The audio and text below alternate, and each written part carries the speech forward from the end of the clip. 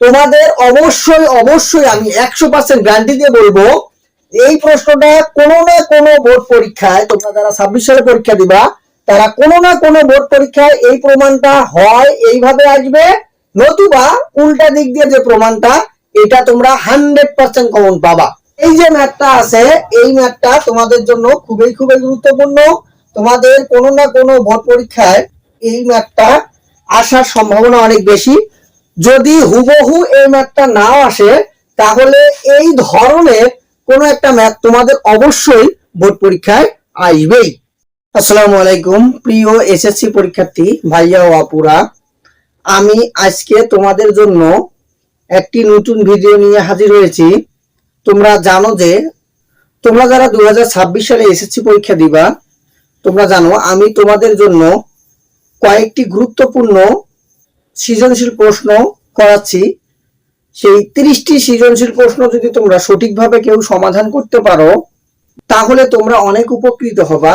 এবং আমি গত দুটা ভিডিওতে দুটা সৃজনশীল প্রশ্ন দেখাইছি, ঠিক সেই ধারাবাহিকতায় আজকে আমরা 3 নম্বর সৃজনশীল প্রশ্নটা দেখব, যে সৃজনশীল প্রশ্নটা অনুপাত সমানুপাত অধ্যায় থেকে এসেছিল এবং এই প্রশ্নটা বরিশাল বোর্ড 2024 সালে এসেছিল।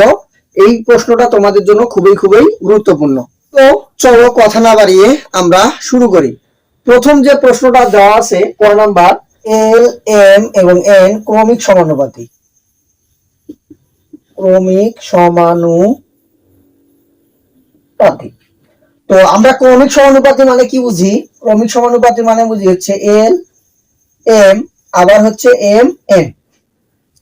অনুপাত মানে হচ্ছে ভাগ, তাহলে লিখতে পারবো M by N, L by M এবং এম বাই এন।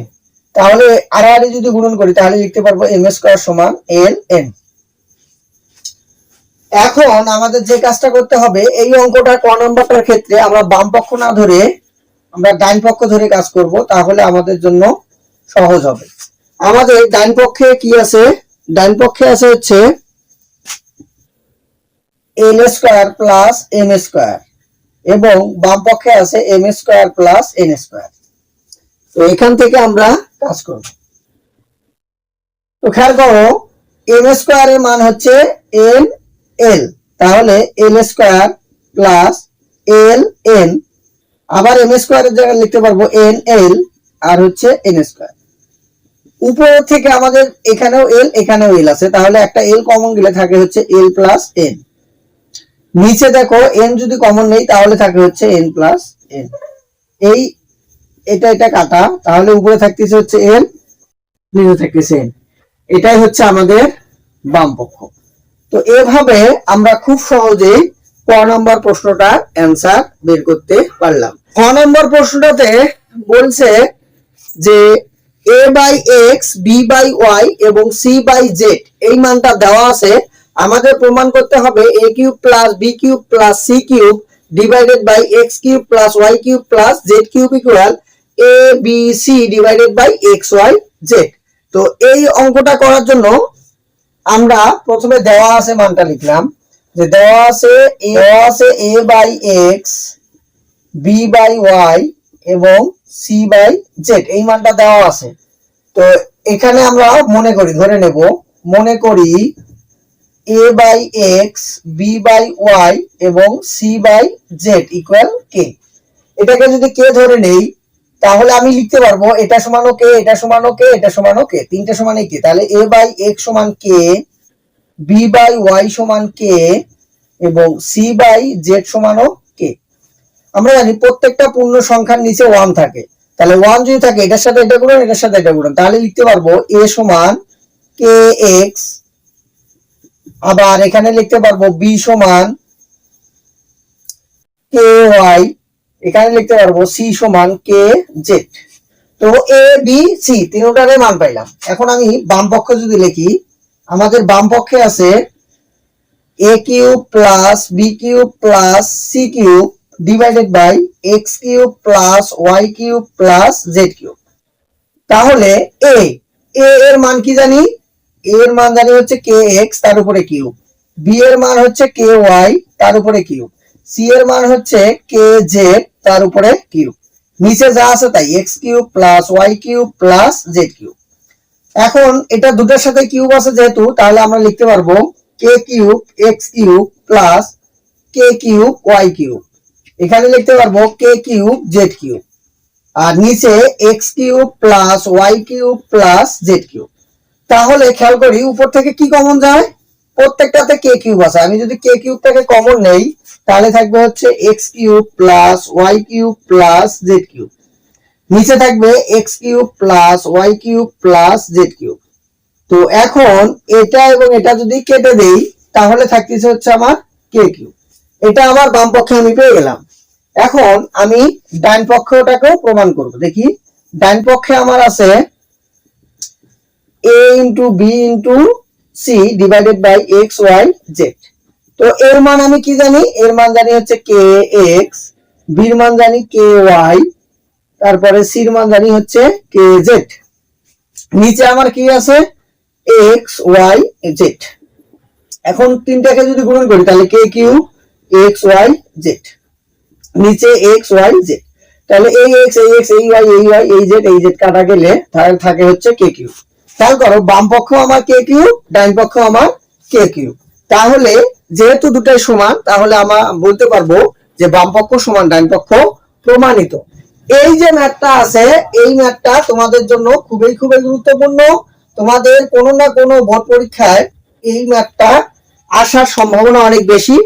যদি হুবহু এই ম্যাথটা নাও আসে তাহলে এই ধরনের কোনো একটা ম্যাথ তোমাদের অবশ্যই বোর্ড পরীক্ষায় আসবেই।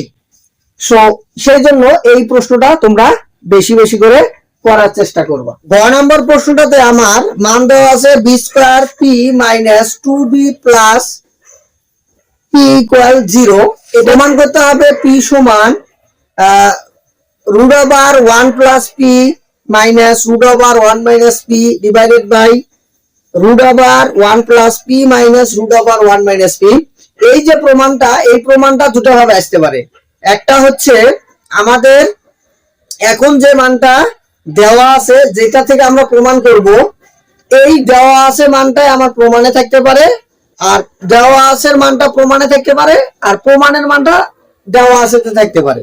তো এটা দুটা দিক দিয়ে আমরা সলিউশন করার চেষ্টা করব ইনশাআল্লাহ।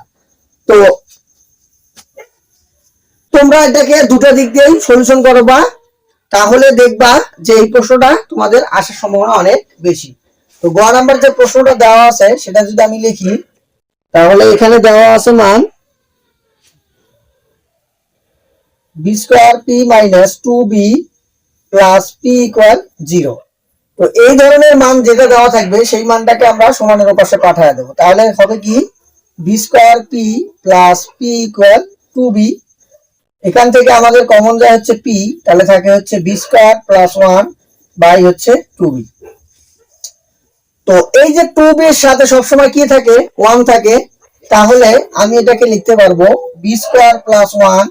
এই 2b তে গুণন অবস্থায় থাকলে সমানের পাশে আসলে ভাগ, আর এখানে থাকবে হচ্ছে 1 বাই পি।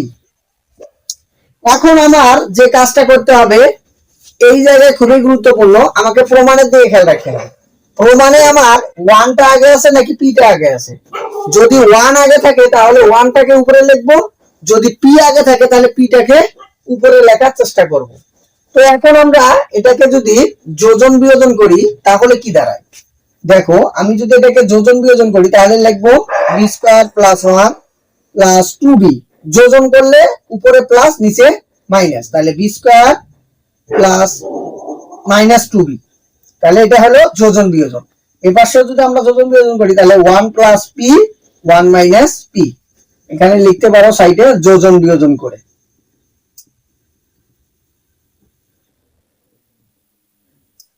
এখন আমার এটা দেখো, এটাকে যদি আমি সুন্দরভাবে একটু লিখি সাজায় লিখি তাহলে দেখো এটা হয়, তাহলে বি স্কয়ার প্লাস 2 এ মানে হচ্ছে বি, বি মানে হচ্ছে 1 এবং বি স্কয়ার মানে হচ্ছে 1 এর উপরে স্কয়ার। তো এই লেখাটা যে কথা আর এখানে যেটা লেখা আছে একই কথা। তাহলে আমরা এটা থেকে বুঝতে পারতেছি এটা কিসের সূত্র, a square plus 2ab plus b square. অবশ্যই a প্লাস b হোল স্কয়ারের সূত্র। যদি এটা a প্লাস b হোল স্কয়ারের সূত্র হয় তাহলে আমি এটার পরিবর্তে লিখতে পারবো কি a plus b whole square. নিচেরটা দেখো a মাইনাস বি তাহলে হোল স্কয়ারের সূত্র, তাহলে লিখতে পারবো a minus b whole square. আর এখানে যা আছে তাই 1 প্লাস পি 1 মাইনাস। এখন এই স্কয়ারটা কি আমি দুটার উপরে দিতে পারবো না? যদি আমি এখন দুটার উপরে স্কয়ার দেই তাহলে এখানে থাকে 1 প্লাস পি 1 মাইনাস। এই স্কয়ারটা এখন আমার এই স্কয়ারটা যদি আমি সমানের ওপাশে পাঠায়া দেই তাহলে কি হয়ে যাবে? রুট হয়ে যাবে। তাহলে আমি লিখতে পারবো root over 1 plus P root over 1 minus. এখন এটাকে কি লিখতে পারবো? বি প্লাস 1 আর হচ্ছে বি মাইনাস 1। এটাকে এই রুটটা কি দুটার সাথে আছে তাহলে লিখতে পারবো 1 plus P root over 1 minus P. এখন এই লাইনটাকে আবারও আমি যোজন বিয়োজন করব। এখন খেয়াল করব আমি কি যোজন বিয়োজন করব নাকি বিয়োজন যোজন করব, এটা নির্ভর করবে আমার প্রশ্নে কি মান দেওয়া আছে। আমার যেহেতু প্রশ্নে প্লাস উপরে আছে তাহলে আমরা যোজন বিয়োজন করব, আর যদি প্রশ্নে কখনো মাইনাস দেওয়া থাকে তাহলে আমরা বিয়োজন বিয়োজন করব। তো যেহেতু প্রশ্নে আমার প্লাস দেওয়া আছে তাহলে আমরা এটাকে যদি যোজন বিয়োজন করি তাহলে উপরেরটা একবার উপরে নিচে লিখবো, এরপর নিচেরটা একবার প্লাস করে দেব আর একবার হচ্ছে মাইনাস করে দেব। আমি তোমাদের সুবিধার জন্য একটা লাইন বাড়াচ্ছি, তোমরা ইচ্ছা করলে এই লাইনটা না লিখলেও হবে। তাহলে root over 1 plus P plus root over 1 minus P root over 1 plus P minus root over 1 minus P. তাহলে খেয়াল করো এখানে প্লাস এখানে মাইনাস, আমরা জানি প্লাস হলে ভিতরের চিহ্নের কোনো পরিবর্তন হয় না, যে অবস্থায় থাকে তাই বসে। কিন্তু নিচে যেহেতু মাইনাস আছে, মাইনাস হলে মাইনাসের পরে যে ব্র্যাকেটটা থাকবে তার ভিতরের চিহ্নের পরিবর্তন হবে। এখানে প্লাস আছে তাহলে হবে মাইনাস, এখানে মাইনাস ছিল হবে হচ্ছে প্লাস। সমানের এর পাশে কোনো পরিবর্তন হবে না, 1 plus P plus root over 1 minus p, নিচে root over 1 plus P minus root over 1 minus p. এখানে এই 1 কাটা, এই বি যদি আমরা কেটে দেই তাহলে থাকে হচ্ছে 2b, নিচে থাকতেছে হচ্ছে 2। সমানের ওপাশের কোনো পরিবর্তন নাই, root over 1 plus P plus root over 1 minus P root over 1 plus P minus root over 1 minus P. এখন এই টু যদি আমরা কেটে দেই তাহলে থাকে অর্থাৎ বি সমান root over 1 plus P plus root over 1 minus P divided by root over 1 plus P minus root over 1 minus P.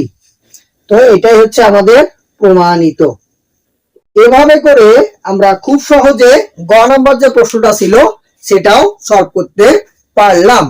আমি আবারও বলতেছি, তোমাদের এই গ নম্বর প্রশ্নটা তোমাদের বোর্ড পরীক্ষায় 100% ইম্পর্টেন্ট। কোনো না কোনো বোর্ড পরীক্ষায় এই প্রশ্নটা আসবে।